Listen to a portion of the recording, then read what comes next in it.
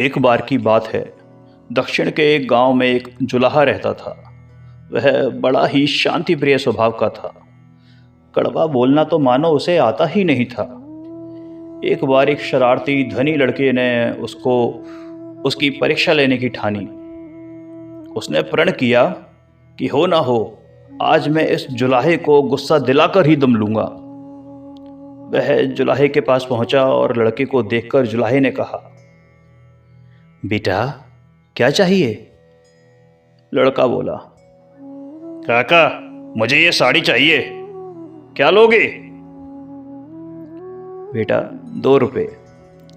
उस लड़के ने साड़ी हाथ में लेके उसके 2 टुकड़े कर दिए और उसने कहा, मुझे ये पूरी नहीं आधी साड़ी चाहिए थी, इसका क्या लोगे? जुलाहे ने शांतिपूर्वक कहा, बेटा 1 रुपया। उस लड़के ने उस साड़ी के कई टुकड़े कर डाले और फिर बोला, ये टुकड़े अब मेरे किसी काम के नहीं है, मैं इन्हें नहीं खरीदता।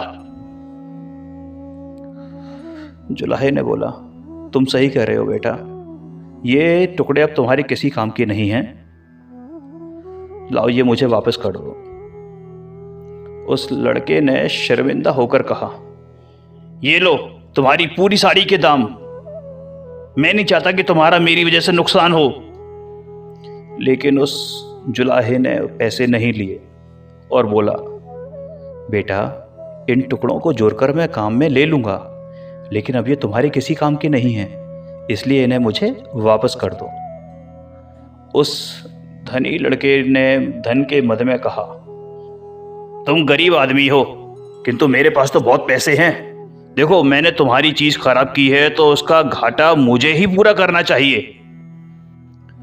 जुलाहे ने धीरे से कहा, बेटे तुम इसका घाटा पूरा कर सकते हो क्या? तो सुनो, इसका घाटा इन रुपयों से पूरा नहीं हो सकता। देखो सैकड़ों किसानों ने कपास समझते हो ना, कॉटन, वो पैदा किया है।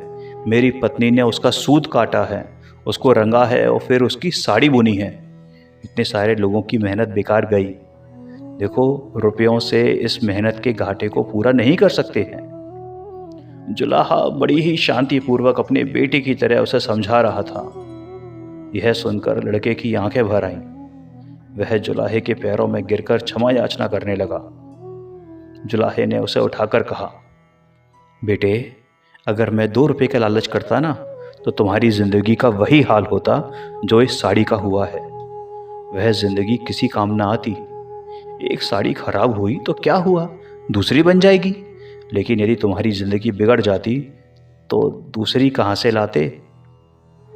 आपको पता है, वह जुलाहा आगे चलकर दक्षिण भारत का एक विख्यात संत तिरुवल्लुवर के नाम से प्रसिद्ध हुआ, जिसने कुरल काव्य की रचना कर विश्व को अमूल्य निधि प्रदान की है।